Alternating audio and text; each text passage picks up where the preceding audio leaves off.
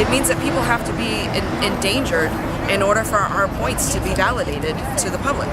I mean, we're labeled alarmists and extremists, and then an event happens every other week or so that validates everything that we're saying. These are not what-if scenarios, they're happening. We're not making them up. So it's bad, and it's bad.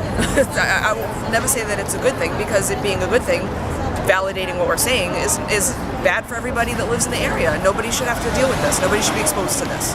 Well, there was a leak, National Grid fixed it, so what's the risk? The risk is the methane that's being leaked into the air at high rates like that. It's dangerous not just to the community, but it's hurting our planet, and it needs to stop. We need to be more responsible. Our dependency on fossil fuels is dangerous, and if we keep pouring all of our time, money, and resources into one source of energy with no plan B, and we're not working on a plan B, that's just foolhardy. That's foolish, because that's not an infinite resource. I hear all the time that the sun doesn't always shine and the wind doesn't always blow, but those resources are always there. They come back. They don't, they replenish themselves. When you completely deplete the planet of the resources that are supposed to be kept buried deep inside of it, then what? What's your plan B? You don't have one, because you poured it all into that because of the money. It's all about money.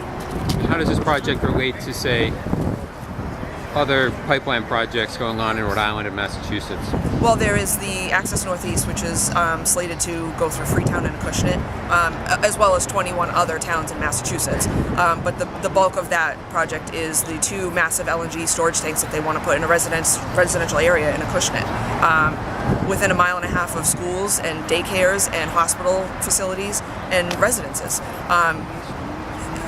The project is not needed, period.